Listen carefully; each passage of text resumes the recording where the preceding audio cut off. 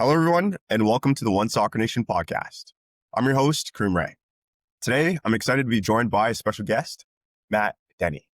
Matt, thank you for being here. To kick things off, could you please introduce yourself to our audience? Yeah, thanks for having me. Matt Denny, General Manager and Vice President, North Texas Soccer Club.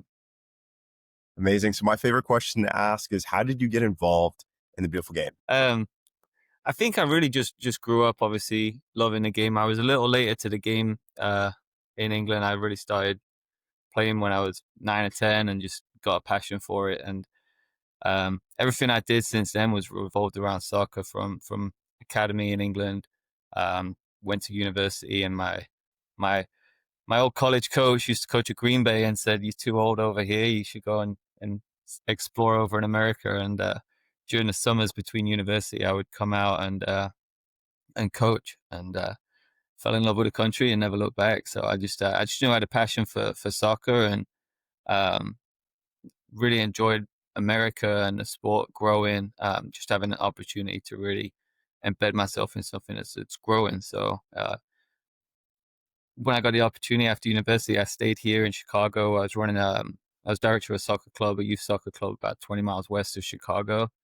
Um, Ended up meeting my wife in Chicago. She's from Texas, and relocated to Texas when I saw the price of real estate, Chicago versus Texas. And, when we started looking at planning a family, we wanted to be around her family here in Texas. And I really stumbled into an opportunity here at FC Dallas on the ticket sales side, and um, went into it not knowing if I really wanted to do it. To be honest, it just presented itself, and before I knew it, I was really enjoying it. Very competitive, selling tickets for FC Dallas and working my way up kind of the leaderboard, and it was great at the time, because MLS nationally ranked you against all the salespeople across the whole of the MLS infrastructure. So, I broke into the top 10, and then it was top 7. And, you got recognized by the commissioner at league meetings, and um, just lots of opportunity came up. I got to work with all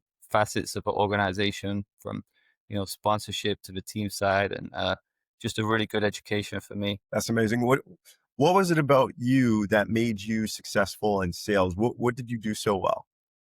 Um, you know, I always say it's just, if you work hard in the space you're in, and focus on that, opportunities come your way. And it was for me. I just love talking about football, and I was competitive. I wanted to, you know, do really well, and as I say, so once I could do well here, and then it was how I compare against other teams, and it was just competitiveness really, and wanting to talk football. And I think sales is a lot about just relationships, and um, I really enjoyed building those relationships, getting referrals. And as I say, it wasn't just the ticket sales side you worked with. It really touched on every facet of organization and the business side.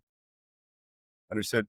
And you come from the UK, where football, where we call here in the US soccer, it has been around for 100 plus years versus the MLS has been around for 30 years. It's still young, and we have 70 plus years of growth here. Do you think you coming from the UK with the culture and background gives you an edge, or gave you an edge back in that time and still to this day versus other individuals and in past and existing positions that you've been in within the beautiful game? Um, I think it helped, just my passion for the sport, but you can't come in and kind of expect anything just because you're from England. There's a lot of people here that are knowledgeable, and you know they've got more experience with the actual culture here. So I think it helps with a passion, but I've got a lot of respect here, and for everybody in the sport, and for me to.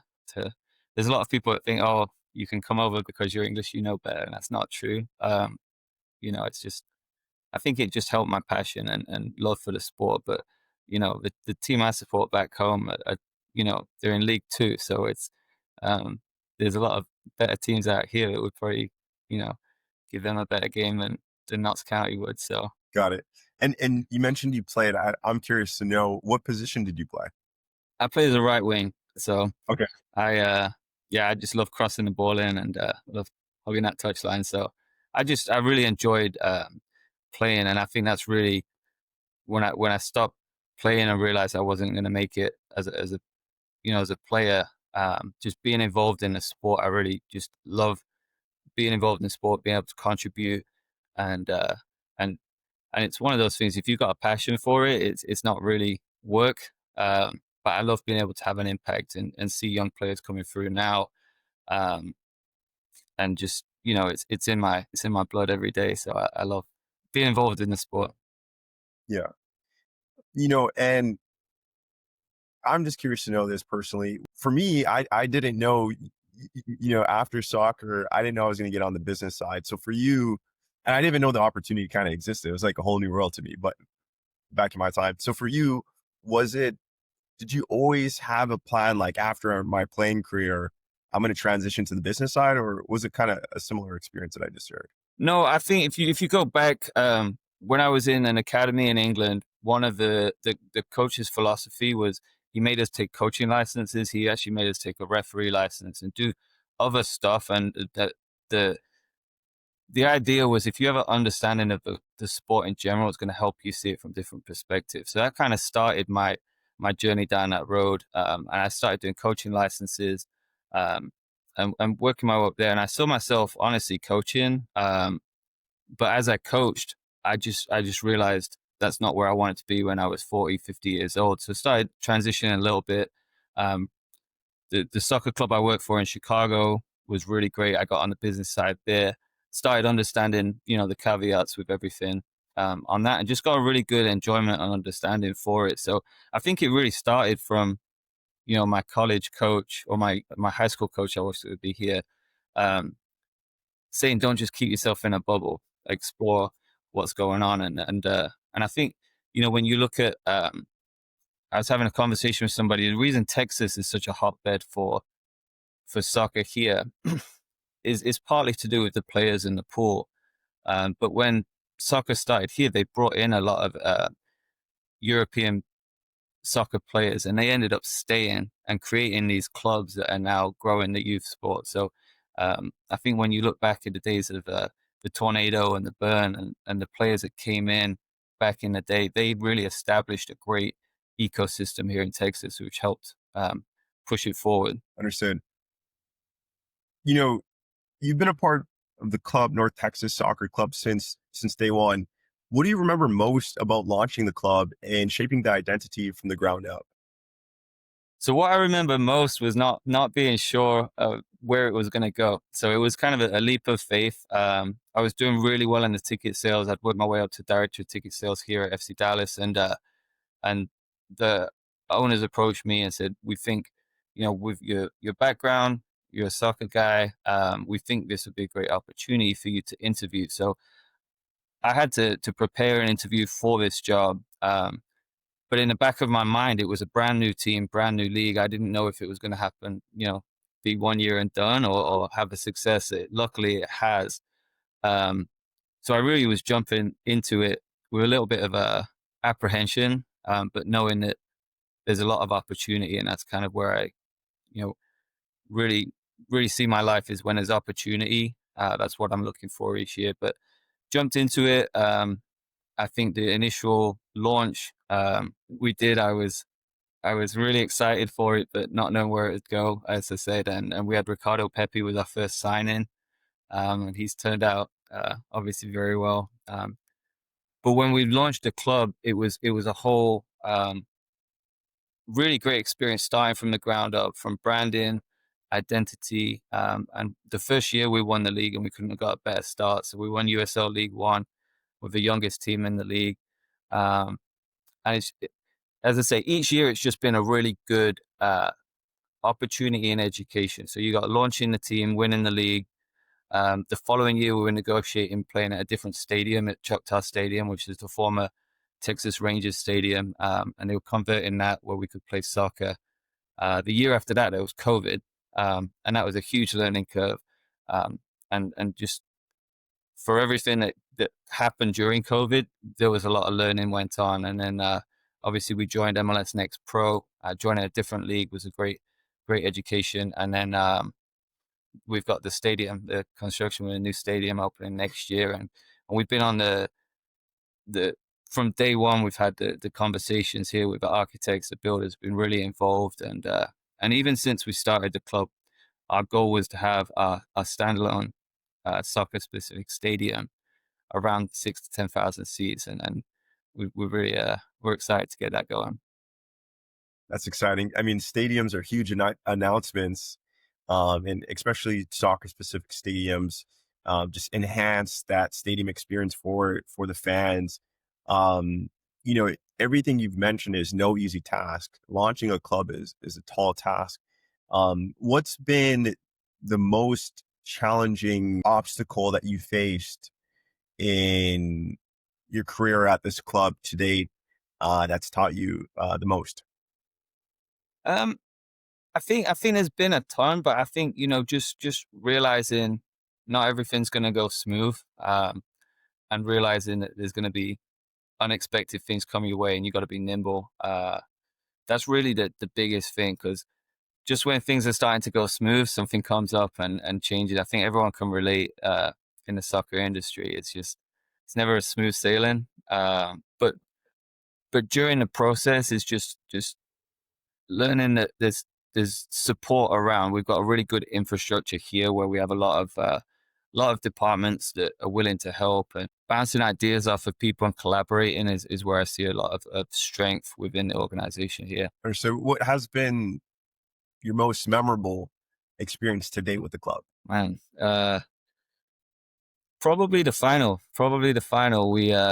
This year's final, we had home field advantage. We went undefeated at home, and that was at Choctaw Stadium. And for the final, that stadium wasn't available um, due to a big corporate thing that was on the books for a long time. So we had to play at Toyota Stadium, and we love playing at Toyota Stadium. But when you've gone undefeated all year at Choctaw Stadium, it felt like a bit of a is it a good decision? It wasn't a decision, but it was an obstacle. And then we went 2-0 down after like 20 minutes, and it was like, what are we doing? It's because we're playing at Toyota and not playing at Choctaw. It was all different for the players.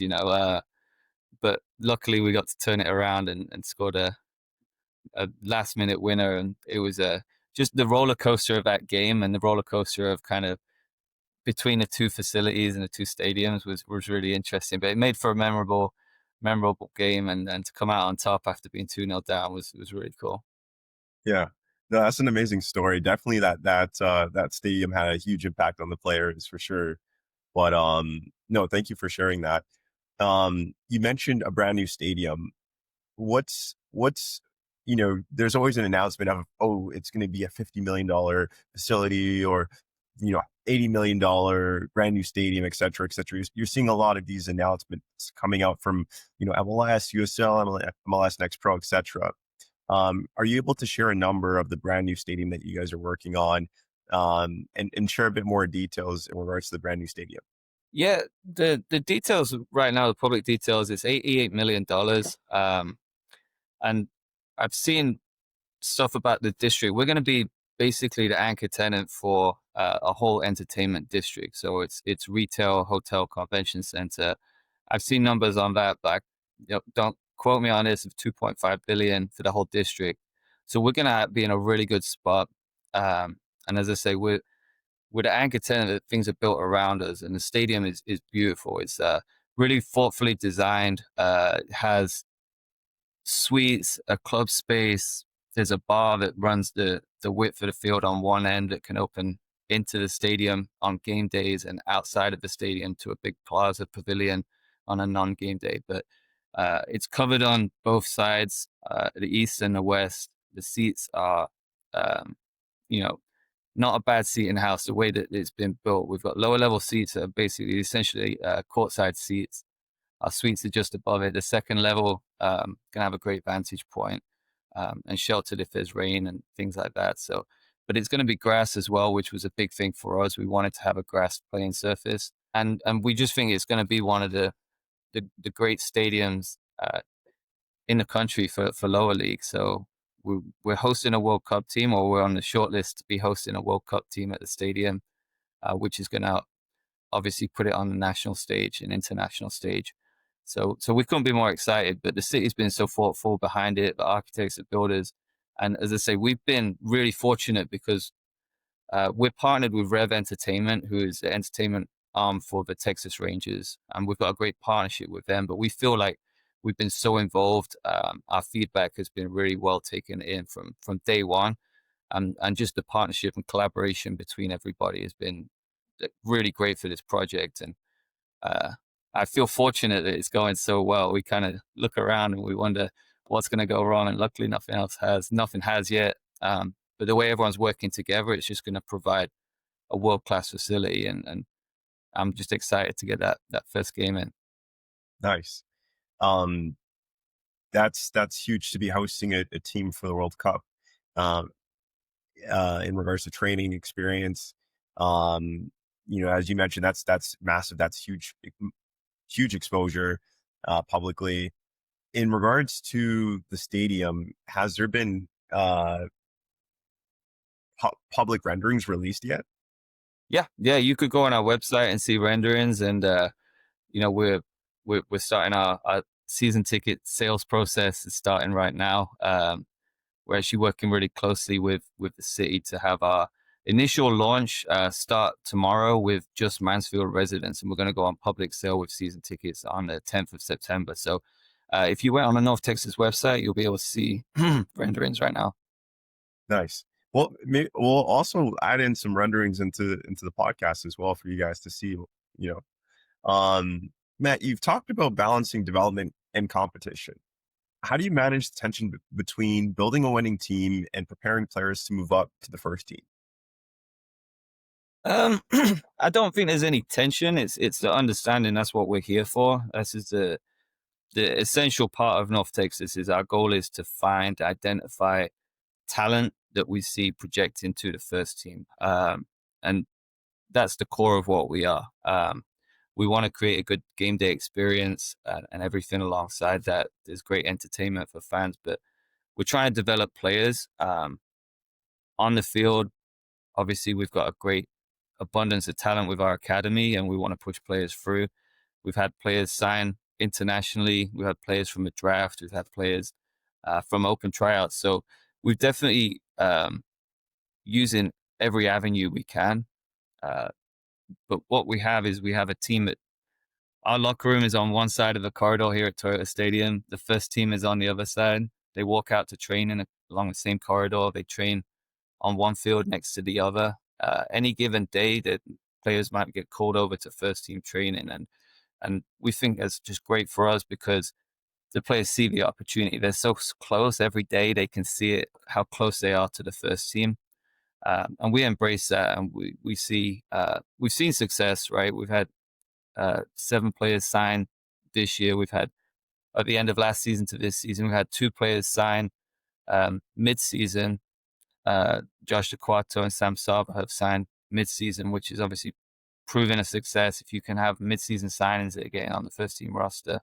So we're using it as a tool, and we just see it as opportunity. So that's really the key. There's no tension. It's just a lot of balancing rosters and training and player availability.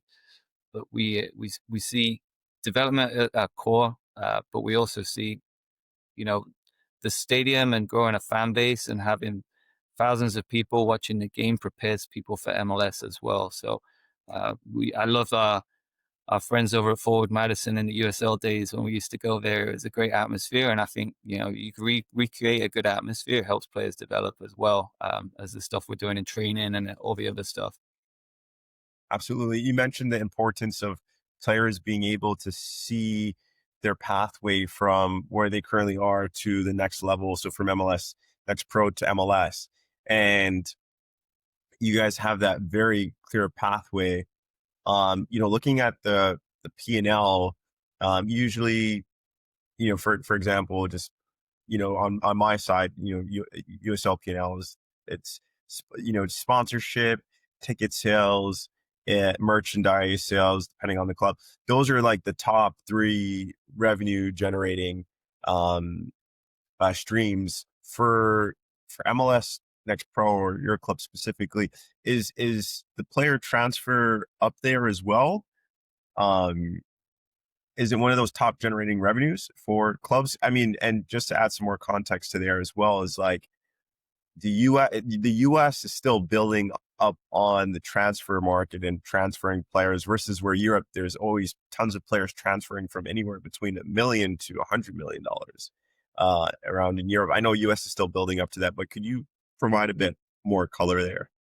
No, I mean it's definitely something that impacts overall business. But to be honest, by the time they get to that point, they're on a first team contract, so it crosses that kind of area where it becomes a first team domain. But we do have players that we've transferred and traded and retained some of their sell on rights. And a lot of times with us, there's players that we have training compensation. Will waive in exchange for future sell on. And we try not to stand in players' ways. If they're first team, they're signing first team. If they're not, we want them to seek other opportunities. We've had some success with player transfers directly from NTSC, which I think is just a testament to our success. Understood. Switching gears, um, for you, how do you define success for the club beyond just wins and losses on the pitch? I think we touched on that a little bit. Is if we can get players go through to the first team, it's obviously a success. If we can have players we identify and find, and they're not players that the club has to go out and buy and bring in, it's obviously um, great for us. Uh, there's also, the human side of it for success is it's great to see players that even don't make it here at North Texas. They go on to other things and they have careers for the rest of their life, and you see where they kind of go and impact. And I think we're going to see a whole generation of future coaches that might have played MLS Next Pro and gone on, once it gets a bit more tenured. So there's that. There's also from an organization standpoint, is we have a lot of staff that move up to the first team as well. So we have on the first team now, I think 8 of the staff have come through North Texas, whether that's athletic trainers, performance coaches, team admins, even our head coach, Eric Quill, and assistant coach, Michelle, have come through and kind of earned their stripes through North Texas. So it's really great to see that as well. So there's a lot of components that obviously impact success. And then I think with Mansfield, we're going to see that community success as well, where we can really, um, grow the sport in the Metroplex. And that's really important for our owners. And it's the reason why we don't play in the same stadium. We want to grow the sport in the Metroplex and really um, be ambassadors for growth of the sport. Well, will there be more opportunities on the front office side once you guys get this new stadium? Yes, so we'll have offices based inside the stadium. We've actually just opened up offices a mile and a half from the stadium in Mansfield. So we're treating it like a standalone entity that supports itself on the business side. We've got a full sales team. We're hiring sponsorship and community engagement, and we're not just going out there to play games. We're going out there to be a community club that is really embracing that and doing it right. Yeah. What's the population size of your city? The stadium, No, of your city. I think his last figure was about 88,000 in Mansfield, and it's a great area, but the surrounding area is so much broader too. It taps into some really good surrounding communities where the way we look at it is we want to really go hyper local on a 20-mile radius of the stadium. We see that's where our energy is going to be rewarded. Um, but we also recognize people will come further. And the sweet spot really is if it's further to go to FC Dallas, we're competing with the commute. And when people don't want to drive an hour one way, an hour back, we can be a great option for really entertaining, high quality football. So we definitely see our area as a really good area, but we are narrowing down and trying to support the community that we're actually in and do a lot of stuff within the community. Yeah, yeah. Thank you for sharing that metric. Um, this it's a huge rollout, a huge plan that you guys have to execute on for this new project with the new stadium. But which means a lot of new jobs, job creation through construction, the architects, all the different vendors that are involved. And you mentioned around a $2.2 billion project, which is the biggest mixed use development project that we've had on the podcast. I think Florida Sporting Jacksonville, if I'm remembering the name properly, a USL Championship club was $1 billion project. So you guys are the biggest ones, besides a $10 billion, like it was some real estate project. I forgot where, but this is the biggest soccer anchored one that we're having on the podcast. I just want to circle back on it quickly too. How much land are you guys building this project on? I have to check the overall Staybolt district, but the development around the city is significant. It's as I say, it's going to have hotel, convention center, and retail, mixed use. So I can't speak to overall development, but the whole city is going under just massive development. Here, there's Staybolt Street, which is the district we're going to be in, and just across the street, um, there's a baseball facility that has just got renovated, and within the city too, they're starting a canal construction. They're going to have canals with restaurants and uh, a lot of retail there, and they're moving to City Hall. So there's so much construction going on in that area that it's really going to change the landscape. And Mansfield's such a great town. It's got that small town feel still, but it's going to support local.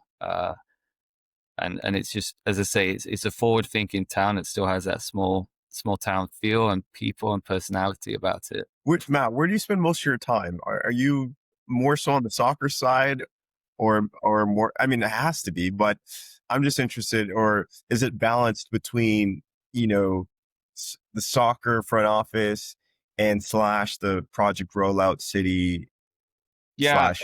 I'm balanced in between now. So Yeah, typically, like a week for me, I'll do 2 days here in Frisco and 3 days in Mansfield. The following week, it'll be 3 days in Mansfield and 2 days here, just so I can keep grips with everything and balance, as you said, the soccer side and the business side, and then everything in between. So, um, the relationship building in Mansfield, they as I said, they're a great city, but um, you can't do it half. So we've got a good staff out in Mansfield, and we need to be present. I said the offices we've got in Mansfield, we've got a Mansfield zip code now. I think that was really important for us to show we're in the community. Um, but at the same point, there's everything going on here in Frisco, so it's a balance, but it's a great opportunity to do it right. So yeah, I'm in between right now and balancing, and I've got some long drives. It's about an hour in between. So I've turned my car into an office and taking calls on the way, and just balancing the commute. yeah. That's where a Tesla comes in, or autopilot, right? It could work, multitask, Yeah, and not worry about driving. that's fine. um, did you ever see yourself doing what you're doing now? Right. Because you've mentioned a lot about soccer and that being your passion, right? But now, the project that you guys are working on that involves the city and some other skills that you need to have to may have learned or have probably built up in the past, whatever that may be. But my question is, did you see yourself doing what you're doing now on the business side? Uh, no, to be honest, but I tend to not try to look too far forward.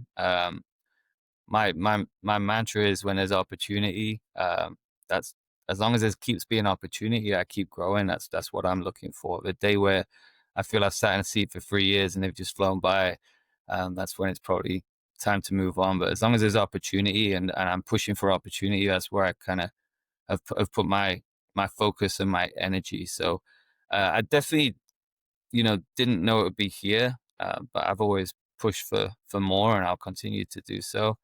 Um, but even when we started the club in 2019, this is our third potential stadium site.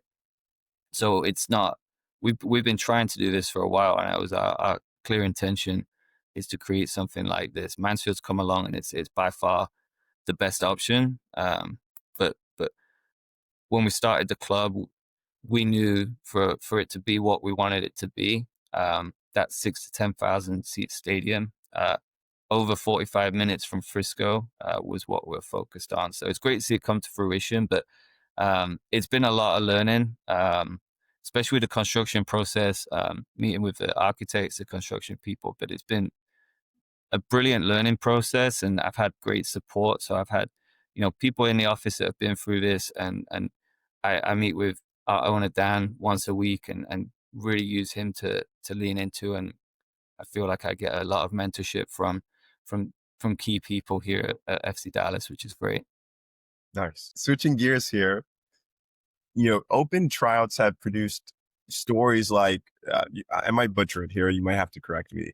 Uh, Bernard Kamungo's Kamungo. Hol- Yep. Kamungo Hollywood journey. Um, why are these tryouts such an important part of your club's identity? Um, I think that really it's where US soccer has grown, where MLS has reached such a high standard that the open tryouts really aren't feasible now. There's not many people can walk off the street and play MLS, right? So we saw when we started North Texas, it's an opportunity for us to really go out to the community and see if we can find a diamond in the rough, because there's talent, especially in the Dallas Metroplex. There's talent, and we want to go out there and just see what's out there, and provide opportunity. So for us, it was a way to get involved with the community, see what we can find, because we know there's talent, um, and we've signed multiple players from open tryouts. Bernard Kamungo is by far the best story we've had, and uh, I'll if you haven't searched his story, you should definitely look it up. But basically, he was born in a refugee camp in Tanzania, sent to a town, Abilene, Texas, um, when he was 14, I believe. Didn't speak English, just dropped in this environment. Played high school soccer, and we had open tryouts. Came out, he caught the eye. Eric Quill at the time was the North Texas coach, um, and we invited him to train with us.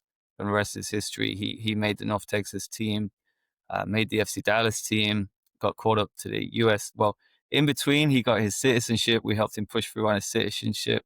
And I was able to coincidentally have my swearing in at the same time as him. So it was great to share that moment. So he became a US citizen, got a call up to the US Olympic team and the full US national team. And he's playing now. But it's just the rise and the short time that it happened is just incredible. So it's by far the best story from open tryouts, but we'll continue to do that.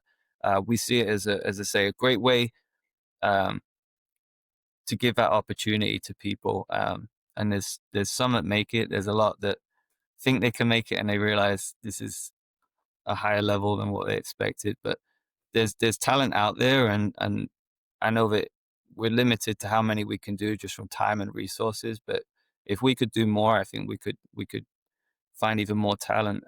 So it's something we'll continue to do, and it's just great community engagement, and I think it's an opportunity that wasn't around, um, 10 years ago or 5 years ago, really before you had these MLS Next Pro and lower league teams coming in. For sure.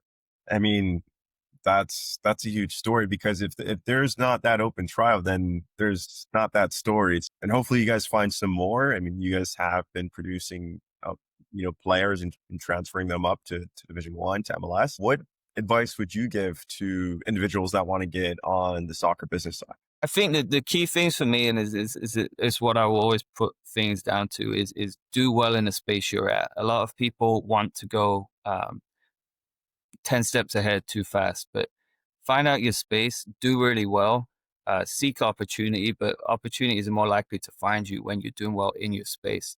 And that's really kind of where I'm at. So, and it's what I live by. So that would be my biggest advice. Ask for help.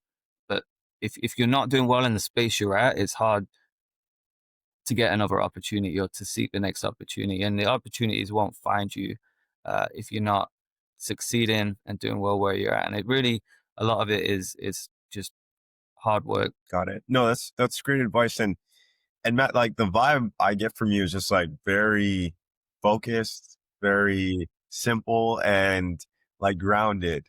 Like do the simple things the best. Yep. Yeah, no, that's it. Is a lot of stuff isn't rocket science, and I think a lot of the stuff you're not recreating the wheel. So um, I look at what other people are doing well, and I see what would fit here, and what would work for me, and that's what I do. So yeah, I think that there's different ways to do things, and I'm trying to try and be a duck on the water when things are going crazy, to keep calm, and things will work its way out. So I definitely I definitely think that there's value in simplicity, but you've also you know got to explore all opportunities, and some things might work in some market and they won't work in our market, and there's some things that will work here that might not work in other markets too. Yeah, 100%. Switching gears here, last two questions. Um, with the Apple TV broadcasting deal, um, broadcasting games, how has that visibility shaped the club's profile? um so I think one thing is being associated with a big brand like Apple is obviously huge.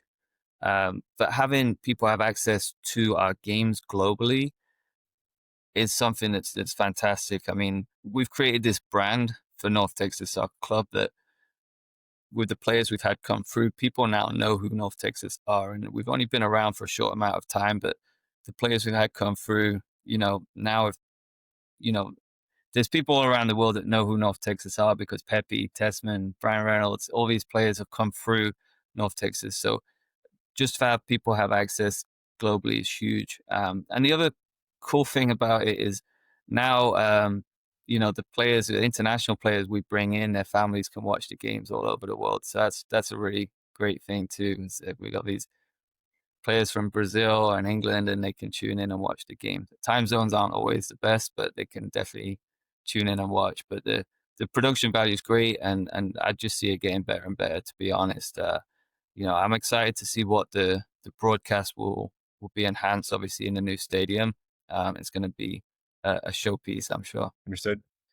And the last question is, looking 5 years ahead, what excites you most about the future of North Texas SC and its role in U.S. soccer? I think that, just for me, 5 years is definitely a long time. But initially, I want to make sure that the the stadium is full.